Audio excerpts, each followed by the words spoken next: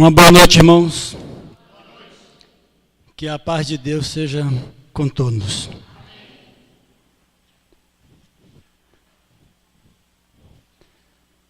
Hoje nós vamos estar falando um pouco sobre a história de Jó. Lógico que nós não vamos falar sobre toda a história, mas a mensagem de hoje, baseada nesse texto que nós vamos ler daqui a pouco,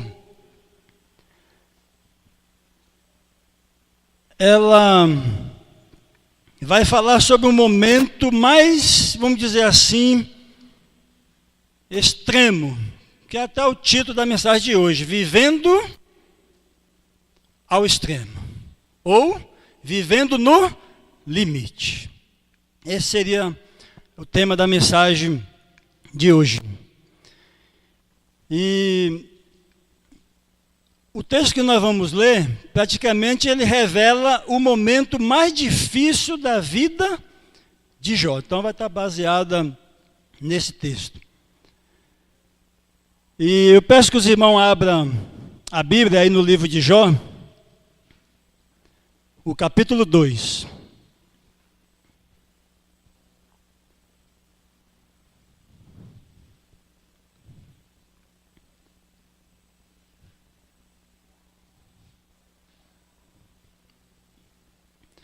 Jó é um livro que está aí antes do livro dos Salmos, né? Abre a Bíblia aí no meio, você já vai encontrar o livro dos Salmos.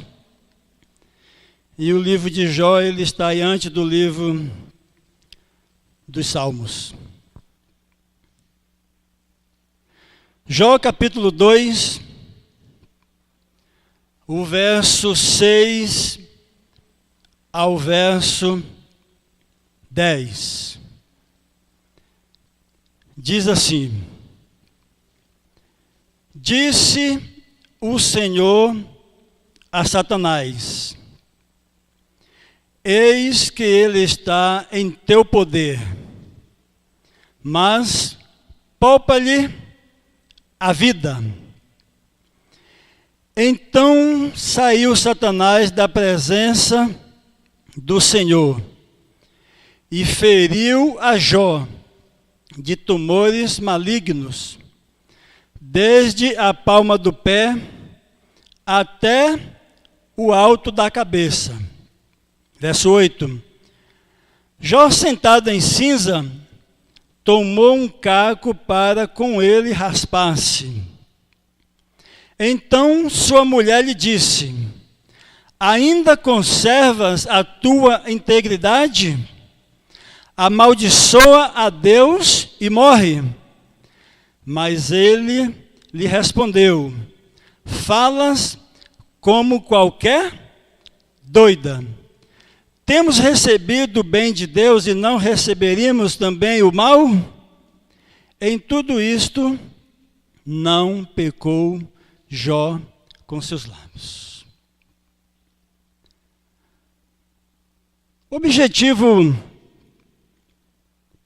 da mensagem de hoje, ou pelo menos eu coloquei aqui 3, mas nós poderíamos encontrar mais nos textos.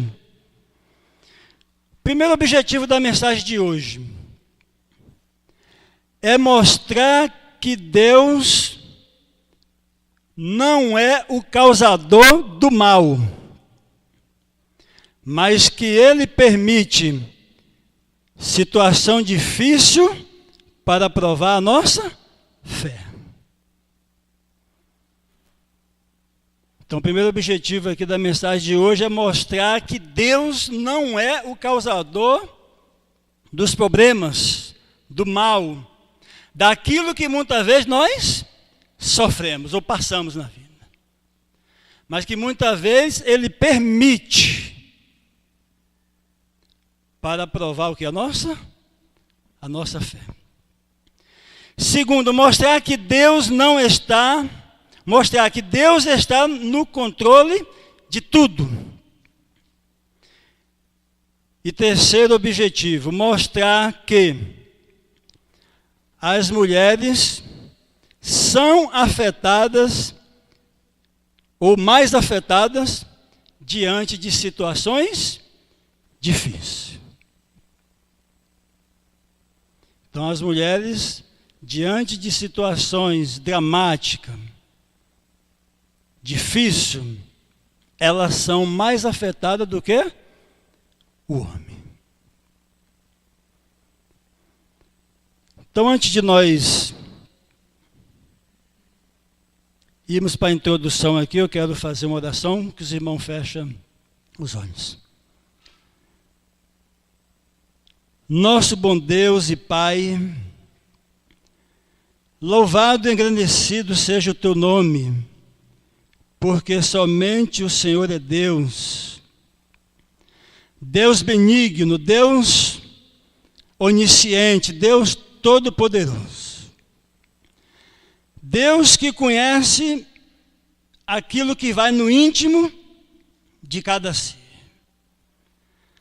Por isso, nessa noite, nós rogamos ao Senhor que o Senhor venha, através do seu Santo Espírito, trabalhar na nossa vida, no nosso ser, fazendo compreender a tua vontade nessa noite.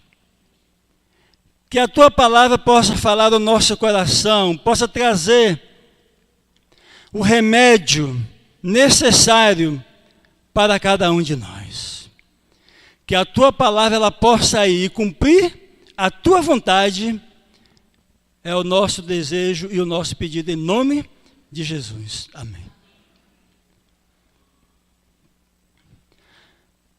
Pois bem, no livro de Provérbios, o capítulo 25, se os irmãos quiserem ler ou se quiser projetar aqui,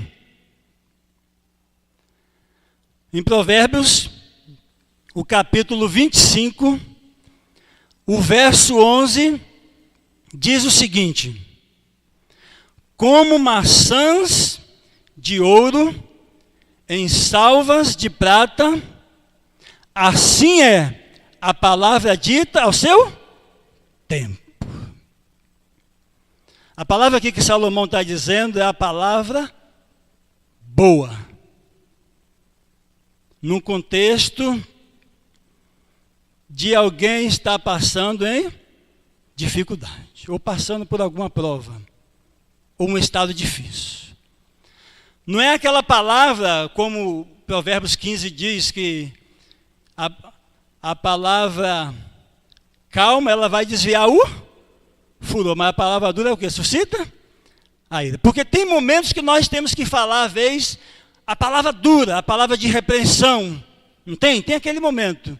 Mas o contexto dessa noite, aqui Salomão está dizendo que, como maçãs de ouro em salvas de prata, assim é a palavra dita no seu tempo. A palavra certa, a palavra boa. Então, nós vimos aqui que a palavra, quando ela é dita de forma positiva,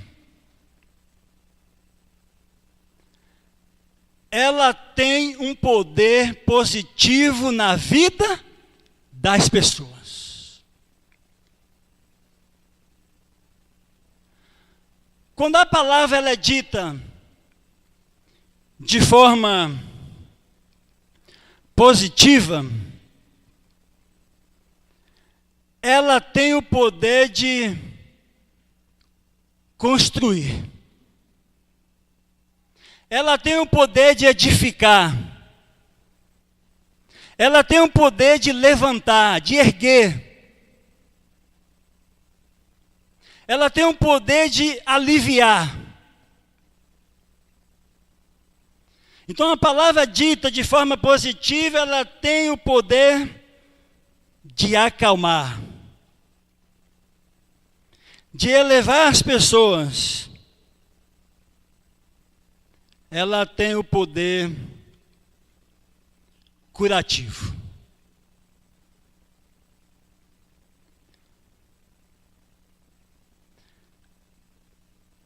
Às vezes, a palavra boa, ela não vai mudar a situação e nem trazer de volta o que se perdeu. Mas tem o poder de penetrar na alma e aí dar-se o início de um processo de cura. Então, muitas vezes a palavra boa, ela dita no tempo certo, ela tem esse poder. Justamente o quê? De construir, de edificar as pessoas, de elevar as pessoas, tirar, ela serve como um alívio, um bálsamo na sua vida. Mas ela não tem poder, que muitas vezes, de mudar a situação e nem trazer de volta aquilo que nós perdemos. Mas ela tem um poder que de dar início, que é um processo de cura. Então,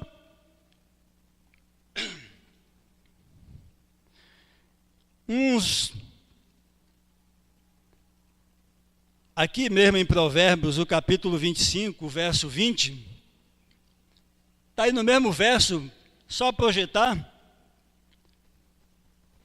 O que quantas canções para o coração aflito é como aquele que despe a roupa num dia de frio e como o vinagre sob o salitre. Essa versão está diferente da minha.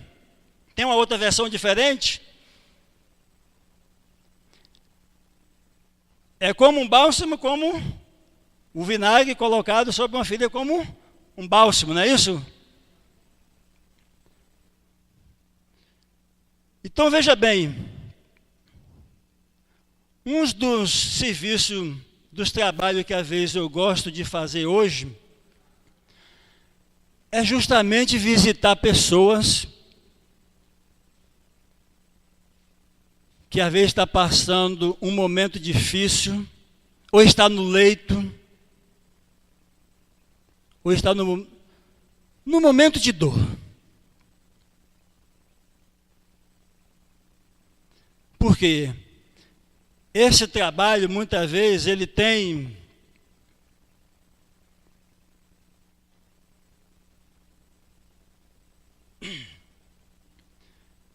o propósito de levar uma mensagem de esperança. A pessoa que está sofrendo. Agora, quando a palavra é dita de forma negativa, ela tem o poder contrário. Quando a palavra é dita de forma negativa, ela tem o poder de derribar, destruir, danificar, ferir a pessoa, machucar, aniquilar e levar para baixa estima. Então a palavra boa, dita no seu tempo certo, ela edifica. Mas a palavra dita de forma negativa, ela tem o poder de destruir, baixar a estima das pessoas. Por que eu estou falando sobre isso? A questão da palavra boa e da palavra ruim. Porque no texto que nós lemos aqui nessa noite, a mulher de Jó, no momento mais difícil da vida dele, ela usou uma palavra muito forte.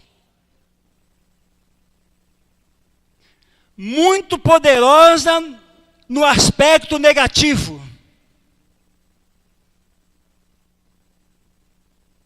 Alguém que estava do seu lado, mais próximo da sua vida, que também estava passando pela mesma situação, chegou a dizer para o seu esposo: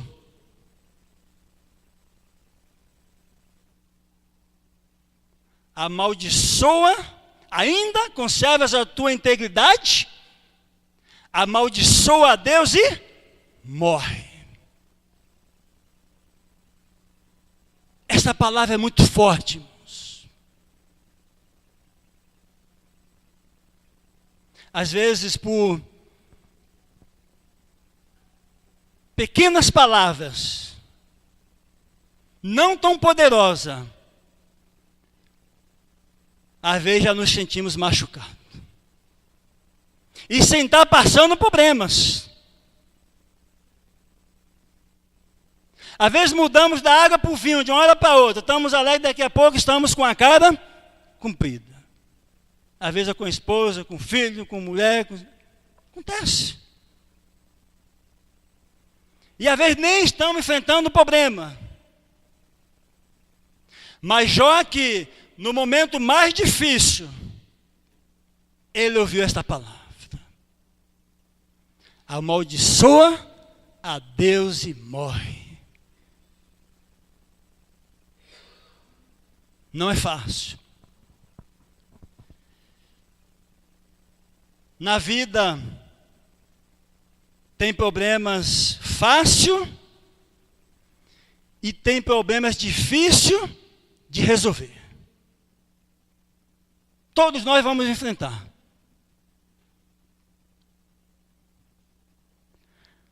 Mas o problema se torna mais difícil é quando ouvimos uma palavra dura e forte, esmagadora.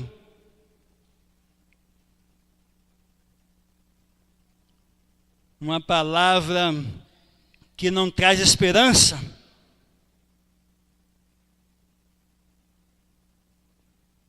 E ainda quando é de alguém bem próximo.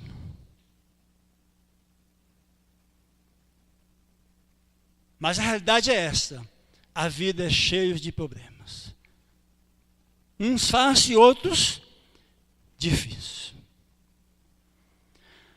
Os problemas normais da vida não afetam tanto a nossa vida. Às vezes até encaramos como normais. Porque não afeta tanto. Mas tem problemas que mexem com o nosso estado psicológico e mexem com o nosso estado emocional.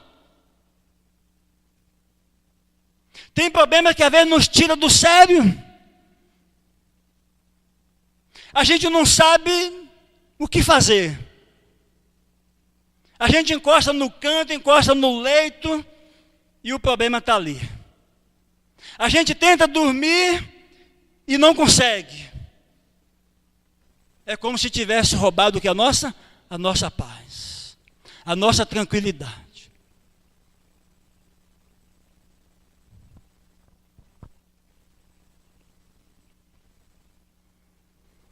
A palavra forte, no momento errado, ela é venenosa e impactante.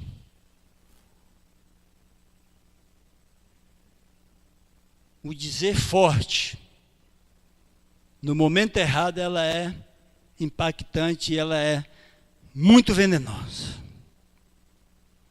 Em outras palavras, a mulher de Jó estava dizendo o seguinte: eu não aguento mais.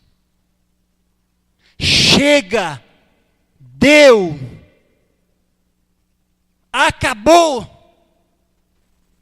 Chegou o meu limite. Por isso que ela chegou a essa conclusão, essa decisão, desse desespero de dizer: amaldiçoa a Deus e morre. Porque ela chegou no seu limite. Ela não estava superando o momento, a dificuldade, os problemas. Talvez nessa noite, Deus esteja falando para alguém que esteja passando por um momento difícil e que acha que não tem saída. Acha que tudo acabou, que não vai se resolver. Deus está te dizendo nessa noite, embora os problemas estejam acontecendo, embora eu permita as coisas, mas eu vou estar com você.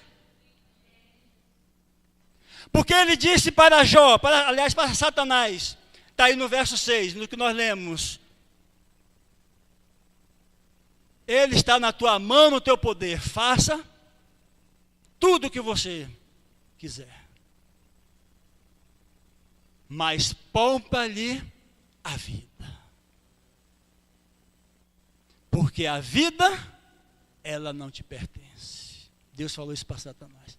Lógico, ele não falou isso, mas de acordo com o texto está dizendo isso. Poupa-lhe a vida. Muitas vezes, meus queridos, Deus permite haver situações difíceis na nossa vida. É permissão de Deus. E muitas vezes é para nos provar a nossa fé. Mas Ele não vai permitir que o inimigo toque o quê? Na tua vida. Porque a vida pertence a Ele. A nossa vida pertence a Deus. Então não se desespere.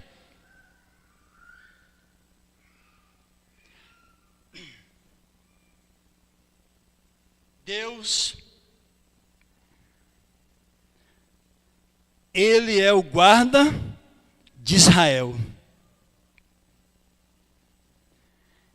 Ele é o vigia da nossa vida. Ele é a nossa fortaleza e o nosso refúgio bem presente. Então confia em Deus.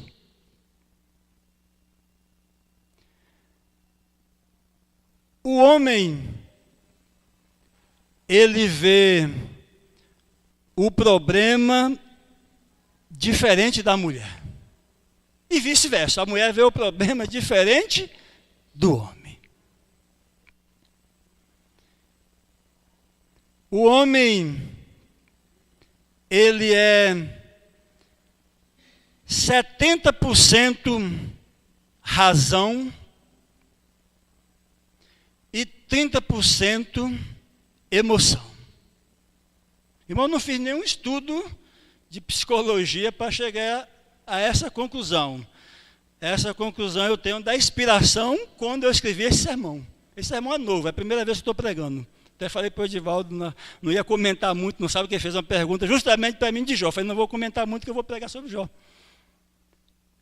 Mas na inspiração eu entendi isso, foi o que Deus me deu. O homem é 70% razão e 30% emoção. A mulher é o contrário. 70% emoção e 30% razão. Ela tem razão também, mas ela é 30%. E um exemplo disso, quer ver? Eu lembro muito quando eu apanhava, né? A minha mãe permitia apanhar, e meu pai, quando batia, ele batia exagerado, ele não tinha limite, né? Ela permitia a gente apanhar, e o homem, ele é razão, ele bate, ele não tem dó. A minha mãe permitia a gente apanhar, moleque novo, pequeno, e quando ela via que o pai estava batendo demais, ela entrava no meio, e tirava, não deixava. É como ela permitisse, mas como se estivesse sofrendo junto com o filho. Ela entrava no meio. Por quê? Ela é emoção. Eu permiti, porque ele tem que apanhar, mas ela não queria, porque ela está sofrendo, porque ela é mais emoção do que razão. Não teve um outro exemplo assim? No começo do ano eu estava tirando sangue, para fazer exame de sangue, vários exames. A enfermeira olhou para mim, que eu não gosto de ver sangue, né? Somente corte, talho, cortar, né? Às vezes me machuco muito, eu sempre vejo sangue, sempre estou me cortando em obra, né? Mas isso é normal, aconteceu. E eu virei a cara, eu pus o braço lá, eu virei a cara. Ela falou, esses homens é mole. Ela falou para mim, né? Eu olhei para ela assim, eu falei, não é mole não, é porque vocês estão acostumados com sangue desde os 12, 10 anos, vocês começam a ter os períodos de vocês, Aí vocês estão acostumados com sangue. Eu não estou. Eu falei para ela, deu risada, né? Mas não é. O homem é assim. Por que o homem, às vezes, tem medo da agulhada? Porque ele é razão, ele pensa que ele vai ser furado. Não é assim? Vai doer. Então ele é razão, aquilo começa a mexer com ele. Nossa, né? Eu não gosto de tomar aquela injeção bezetacil, porque eu imagino, a dor é terrível. Ou injeção que dói, pelo menos em mim doeu. Então eu já fico imaginando, se o médico passar aquele negócio, meu Deus, eu fico sofrendo antes. E quando chega a hora, então chega o gelo e fico suando. Porque o homem, ele é razão, ele pensa. A mulher não é diferente, ela vai levar uma agulhada no médico. Como ela é mais emoção, para ela é como se fosse um prazer. Por quê? O que predomina na mulher mais é a emoção, o sentimento, do que a razão. Então, toda aquela... Então, para Jó, toda aquela situação difícil e tenebrosa, vamos dizer assim, ele estava procurando entender a causa de tudo aquilo. Por quê? Ele é a razão. Então, na cabeça de Jó, ele estava pensando, por que eu estou passando por isso? Por que Deus permitiu isso? Então ele olhava para ele e ele estava consciente de seu temor a Deus, de sua obediência. Mas ficava aquela interrogação, por que isso? Então você vê, o homem, às vezes, ele é assim. Ele está procurando entender as coisas, do porquê aquilo está acontecendo. Por quê? Ele é 70% razão. E 30% o quê? Emoção, sentimento. Não é que ele não sente. Ele sente. Mas o que predomina o quê? É a razão. Agora, para a mulher, ela via a situação difícil, mas não procurava entender o que é a causa. Então, o seu estado emocional era fortemente abalado e era o que predominava na sua vida. Então, a mulher, ela vê também o problema, porque ela tem a razão.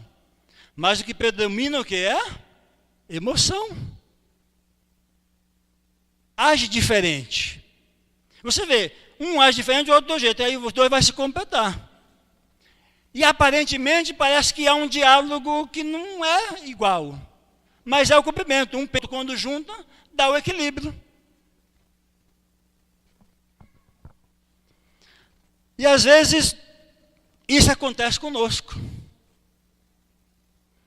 E fica a interrogação, por que isso está me acontecendo? Por que eu estou passando por esse problema? Por que eu estou passando por isso? Por que isso não se resolve? Por que Deus permitiu? Por quê? Isso quando nós entendemos que é Deus que está permitindo. Às vezes o desespero bate e a gente nem pensa que é Deus que está permitindo, que Deus é o causador.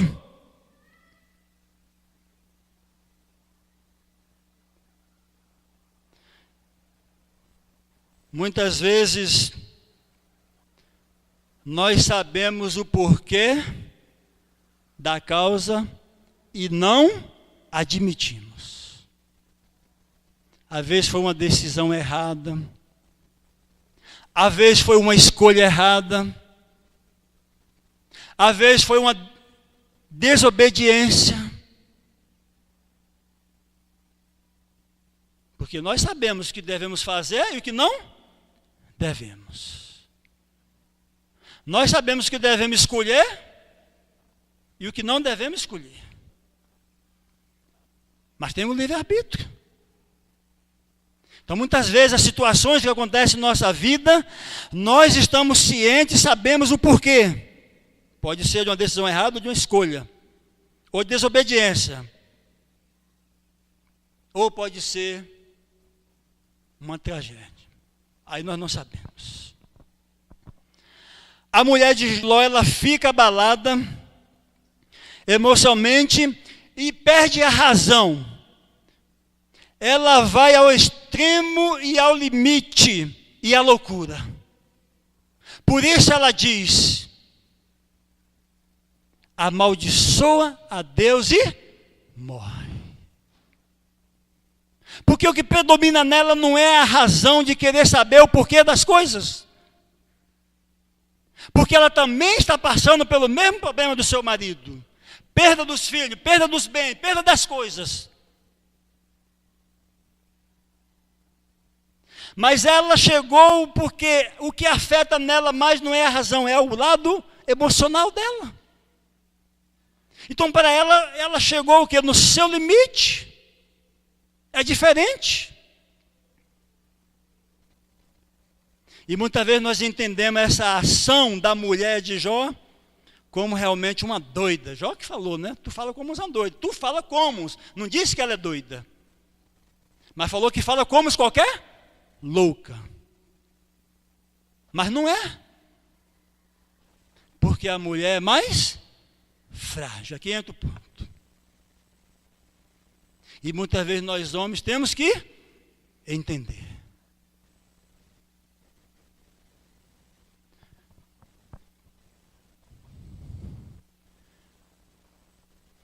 Eu não sei qual é o teu limite. Eu não sei o quanto você pode suportar.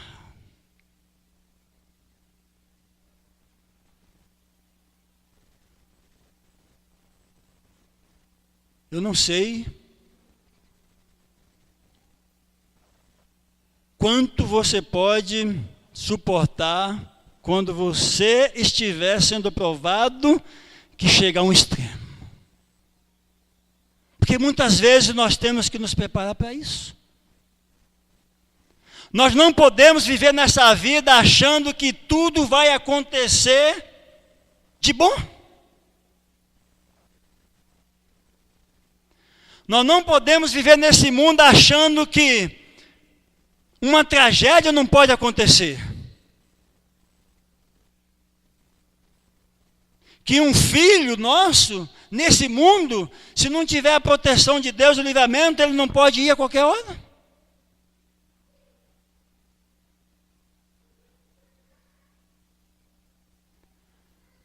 Então eu não sei qual é o teu limite, qual é o quanto você pode suportar. Mas uma coisa eu sei, temos que nos preparar para aprendermos a confiar em Deus. Temos que aprender a confiar nesse Deus do qual nós professamos. Às vezes a dor pode estar na pele, pode estar na alma, pode estar na angústia, pode estar dentro de nós, mas nós temos que aprender a confiar. Não se desesperar, não achar que não tem a saída. Porque Deus vai dar o escape.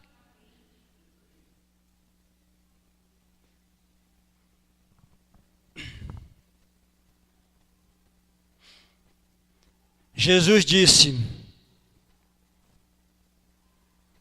no mundo tereis aflições, mas tende bom ânimo. Você já parou para pensar nessa afirmação de Jesus? No mundo, parece uma coisa tão normal, né? A gente tem aflição mesmo, não é assim que a gente pensa? Né? O que Jesus falou está certo. No mundo tereis aflições, mas tende bom ânimo. Mas a pergunta aqui é: como tirarmos ânimo de situação difícil? Essa é a pergunta. Porque somente aquele que está sentindo na pele sabe. Quão difícil é tirar ânimo, tirar um fervor, tirar um louvor, quando a situação está dramática. Quando parece que nós não vamos aguentar mais, que nós não vamos suportar. Mas Jesus disse: no mundo vocês vão ter aflição, mas tem de bom ânimo. Tem de bom ânimo. Pense positivo. Não baixe a guarda, não baixe a cabeça. Não se deixe se aniquilar pelo inimigo, porque é isso que ele quer, se aproveitar das situações e jogarmos para baixo. Mas Jesus, ele disse: erguei-vos as vossas cabeças, porque o vosso galardão não está aqui, ele está no alto. Situações difíceis, muitas vezes, vêm para nós aprendermos não olhar para baixo, mas olhar para o alto. Mas nós muitas vezes queremos ficar assim, andando, né? Inquieto, às vezes inquieto, né? Quando a situação está difícil, é inquieto, ou vai para a cama, fica jururu, e a depressão quer se aproximar, é assim.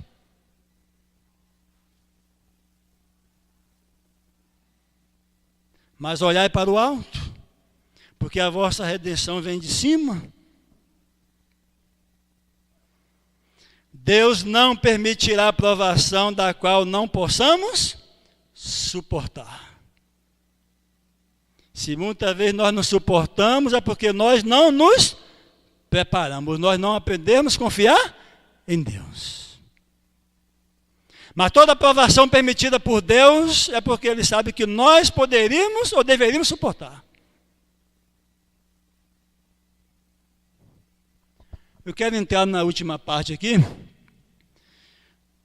para a gente encerrarmos. A última parte aqui do texto de Jó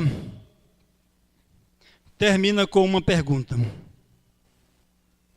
ainda conservas a tua integridade?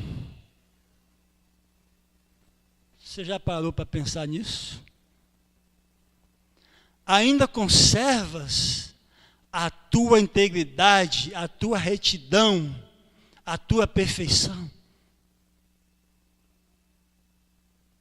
Quer dizer, diante de toda aquela situação de calamidade, de tragédia, de dificuldade, de enfermidade, ameaça de vida, a esposa de Ló disse, viu nele que ele se conservava ainda íntegro. Mas ela chegou ali para dar um cutucão: ainda conservas a tua integridade, a tua perfeição?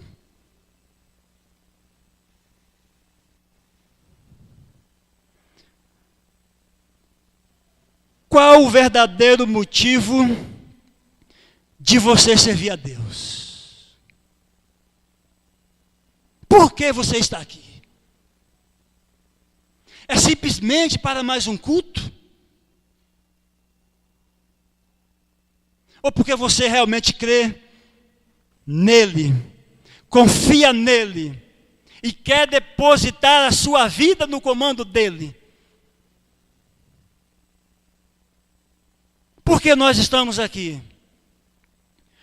Qual o verdadeiro motivo de você servir a Deus? O que nesta vida poderia roubar a tua integridade? O quê? Nesta vida poderia roubar a integridade de Jó.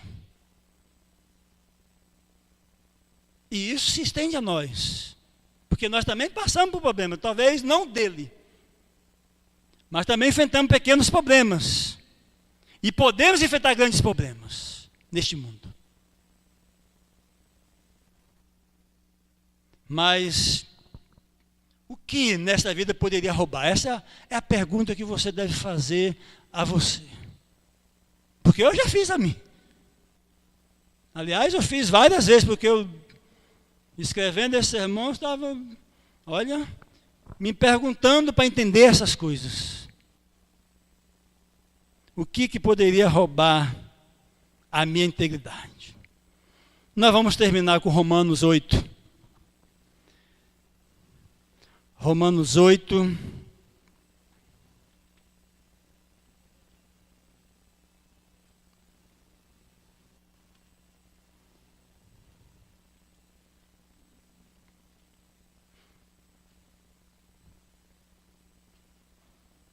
Deixa eu achar aqui. Romanos capítulo 8. É a resposta dessa pergunta. 8:35 até o 39. Romanos 8, 35 ao 39. Quem nos separará do amor de Cristo? Aí vem. Será a tribulação? Ou a angústia? Ou a perseguição? Ou a fome? Ou a nudez? Ou o perigo, ou a espada? Como está escrito, por amor de ti, somos entregues à morte o dia todo. Fomos considerados como ovelha para o matadouro. Em todas estas coisas, porém, somos mais do que vencedores, por aquele que nos amou. Verso 38. Porque eu estou bem certo de que nem a morte, nem a vida, nem os anjos, nem os principados, nem as coisas do presente, nem do porvir, nem os poderes, nem as alturas, nem a profundidade, nem qualquer outra criatura poderá separar-nos do amor de Deus que está em Jesus Cristo, nosso Senhor. Nada, meus irmãos, pode nos separar do amor de Deus, de enviar o seu Filho a este mundo para morrer por nós, para nos salvar. Então as coisas dessa vida, realmente às vezes ela dói, ela machuca, ela fere, ela entra na alma e às vezes causa uma agonia terrível. Mas nada disso deve nos separar do amor de Deus que está em Cristo Jesus. Que Deus nos abençoe.